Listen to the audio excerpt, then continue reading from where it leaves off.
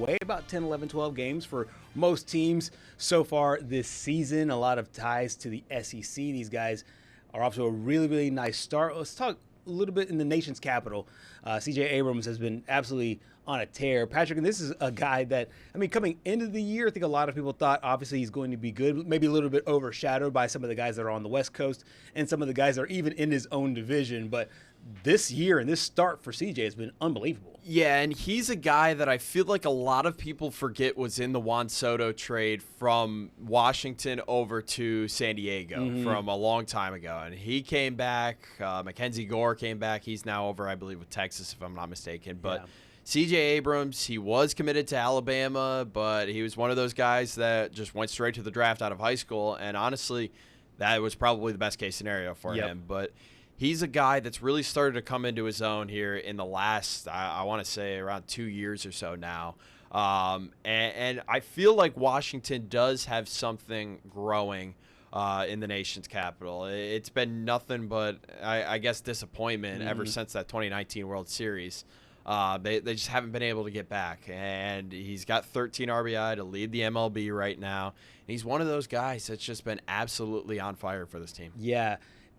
We do a funny thing in baseball as it relates to value. And a lot of times sometimes it's taken with the sabermetrics, sometimes it's taken with the advanced analytics, sometimes it's used as a lens through the awards that are given out. But his value, to me, seems like not a lot of people are talking about him. Yeah. But he's playing in a way a lot of people should be talking about. Yeah, and I almost feel like, in a way, he kind of is underappreciated in the MLB. Like, if you were to name, in your opinion, the top 10, I don't want to do top 10, top 5 shortstops in baseball right now, I think I'd go, I hate to say this, but I think I'd go Bobby Witt Jr. at 1. Okay. I'd go Lindor at 2. Yeah. Looking at 3, I mean, 3. Like, that's where it starts. The drop off starts to get kind of insane in a way. Right. And it's also kind of team specific too, because a lot of guys, they'll put their best infielder sometimes at third, sometimes at second, and you'll have a lot of that disparity there where your catcher or your shortstop isn't necessarily always your best guy, depending on the teams. It just seems like every time someone comes out with a new power ranking of like a position, I almost always see CJ Abrams right around the middle of the pack, and I feel like that's kind of disrespectful in a way. Even coming from a Mets fan, I'm supposed to not like the Nationals, but I can appreciate and I can celebrate good talent when I see it. Right. I feel like he's one of those guys that can definitely sneak into that top 10 leaderboard after this season. I mean, definitely with how he's playing right now, he's definitely a top 5 shortstop in baseball right now, just based on solely his production to start the year. Right. But it almost feels like some of these guys get disrespected in a way just because they play for a bad team. Yeah, and that's obviously his case there as well, trying to make some noise for a team that's not really flourishing as much. So obviously we'll continue to track his progress as the season goes along. It is weirder trying to do it on a guy that doesn't play for a title contender. Yeah, we're gonna put Gabriella into the fold here because the Vols fan that you are, there is something brewing over there in San Francisco. Yeah. And I'm not willing to make these sweeping declarations of this guy is good, this guy is bad, but it seems to me that your boy Tony Vitello over there, who was the manager, who was the coach when you were there at Tennessee, struggling a little bit there in San Fran. I think so, but I think he's trying to figure things out, right? I mean, he's coming off of a baseball team where he recruited every single guy that's on that team. Like, he knew every single one personally. He built up that program and ultimately led them to a World Series victory. Well, now he's stepping into the Giants system where he doesn't know a whole lot. He didn't recruit all these guys. Like, he's learning them as people. Right. He's learning the system. He's trying to enforce, his way of coaching upon them. So give him a break, okay? He's figuring things out. So you're really not preying on the downfall. That way it goes back to Knoxville. I mean, I was just trying to be glass half full. Okay. But I get that. I wouldn't be mad if he came back to Tennessee. So because I might be hitting that panic button a little bit. A little bit, as we talked about with Sam Zambo earlier. It's a permanent pressing. Well, like I said to you guys, when it comes to Tennessee baseball, we're just riding such a high right now, right? We just renovated our stadium. We went on that huge World Series run. Like, baseball started to become a thing in Knoxville, where prior it wasn't really something that people were that invested in. So it's just a little disappointing to now watch a team that seems like they're really starting to slip. Yeah. Does it surprise you at all that it took, 10 games for him to finally get ejected, given his antics in college baseball? Yeah, I mean, we all knew it was coming. Yeah. But it was kind of good to see. Yeah. It was like, there goes Tony. Look at him. Getting all up in arms. Was it not something that didn't even really matter all that much? Was it not poetic, though, the fact that he got ejected for arguing a base path rule? And if I'm not mistaken, and Tennessee fans out there can correct me, I think the last time he got ejected in college baseball, he was arguing the same rule. Maybe. Oh, really? If I'm not mistaken, Yeah. he was arguing the base path rule the very last time he got ejected in college baseball. I mean, you guys out there can correct me on that, but I think that was the case. That would be, honestly, that would be hilarious, and as you said, poetic for him. Giants obviously struggling just a little bit right now to get out of the gate here. Let's go to from fielding. Let's go to pitching right now. Mm-hmm. This has been a really interesting year because all the people that we thought at the beginning of the season were just going to be just these dynamos. Paul Skeens and some of these others struggled a little bit out of the gate. Mm-hmm. But I'll tell you what, Patrick, there have been some huge big-time ball players all across the board. You're seeing right now, and Kevin Gausman, who is one right now for the Tampa Bay or for the Toronto Blue Jays. I find this part really interesting because baseball is such a long season. You make a lot of starts.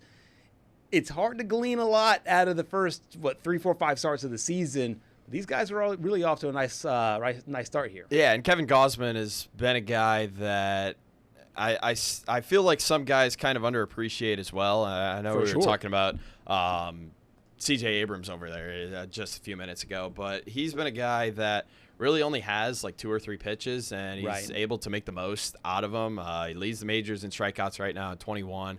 Had an absolute dominating performance over Gabriella's A's to start the year, and then the Rockies as well. I mean, he's just been absolutely unhittable to start the season. Only has allowed 3 hits, 1 earned run. I mean, and the one hit he allowed against the A's was a home run. So not a ton of blemishes on his resume, so to speak, so far this year. But the Toronto Blue Jays are in this free fall right now, and I don't know if you want to call it a World Series hangover because they didn't really win the World Series last year, but they've lost 5 straight, including getting swept by the White Sox. Yeah, I think that this is interesting for a team that played so well, played so deep into the year before, and I don't know how to quantify what losing the Ultimate Series, losing the World Series, how much that affects the team as they move forward. Mm-hmm. It feels like, obviously individually, Gausman's out here killing it, but it does seem to me that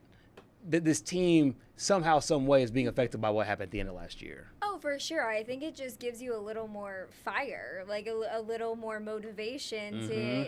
They remember that feeling, They went to the World Series, they were this close to winning it, and when that's taken away from you, you're gonna remember that feeling. It's gonna stick with you, and I think it'll translate into this year for sure. Yeah, especially when it comes to those pesky LA Dodgers who have seemingly won everything, anything, and everything. Let's go back out to California and check in with Tony V after his ejection for the first time this season. I'd kind of lump the last 3 all together. I mean, the scoreboard. If you're going to always say the scoreboard will go up and down, numbers will go up and down, you can't waver on that belief. That's still my belief, but all 3 kind of had similar things going on where, there was either defensive mistakes, guys not running the bases hard enough or smart enough. Pitchers, for the most part, especially Webby today, I thought Roop yesterday, they got after it, but not good enough on a couple of occasions on the pitching end of things. All I could ever ask is for guys to come in out of the pen and attack. So I saw blips of the last 2 innings, so I don't know that was necessarily an issue there. I don't think there's any magic solution, but the one thing about playing well and getting good results, I should say, it covers up mistakes, and go by the wayside. And when you're not playing well, everybody notices everything. Fans, media, players, families, coaches. You start to notice every little thing, whether it's, lack of this or lack of that. So at least now they become a talking point. And the wise thing, in my opinion, to do is pick out the things you can eliminate because you can control them, and eliminate them because they're clearly not working. And then, on the flip side of that, the things that are being done well or being done in a high percentage form, that can, I would feel the way our starters are approaching the things, you emphasize it as a strength and continue forward. That is Tony V on the struggles so far this season. We'll close out this baseball block here with some surprises through the first 10 games of the season. Patrick, I know you've been keeping a keen eye on this, either positively or negatively with any of these teams. What are your biggest surprises after week 2? Well, I think first off, the Red Sox, after the World Baseball Classic that some of their baseball players had, I mean, Roman Anthony was having a pretty good start. He's kind of struggling as of right now. Yep. And then also Wilyer Abreu had a couple huge home runs for Venezuela en route to their title run. But right now, if I'm not mistaken, they sit at 2-8 to start the year, which is really bad. That's tough. Yeah. But on the flip side, and I don't mean to take yours if this is yours, because I don't know what yours is yet, but the fact that the Brewers are doing what they're doing without Jackson Chourio. Right. I they mean, sold off so many pieces in the offseason as well. They just got rid of Freddie Peralta. Whatever is going on over there in Milwaukee, and I know that they're pumping out good baseball players like it's good beer over there or something. Yeah. I don't know. Yeah. I mean, no wonder why they're called the Brewers. Yeah, no, that was mine, was how well they're playing to start the year.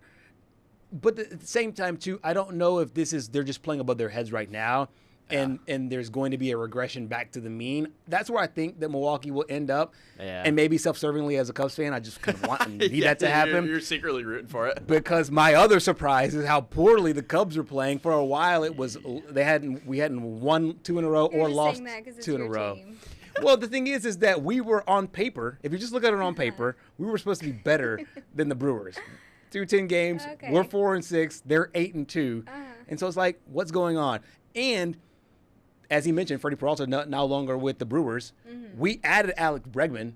Bregman has 2 runs on the year. Yeah. Struggling. Like he's just and I feel like that's going to be a regression back to the mean as well. Yeah. Not completely out of it. 4-6, but it was lost, win, lost, win. It was just back and forth. We've lost now 2 in a row after losing to the Tampa Bay last night. So you still have a long season ahead. That's the reason why it's buttons yet. No panic buttons as of right now. But they look really good.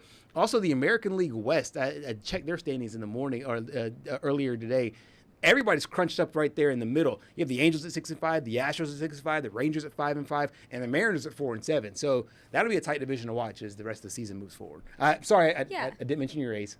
3-6. Well, I was going to say, I guess my surprise could be I was expecting the A's to come out a little hotter than they did this season. But no worries. I think after Brent Rooker's weekend, I have some faith. He's back to hitting the balls. And it's looking up. Yeah. So don't give up on the A's. Don't count them out yet. Don't count out the A's. They're 3-6 right now. Only, 3 games they're out of first place. So we'll see. 2 games out of first place. So we'll see how it all rolls out there.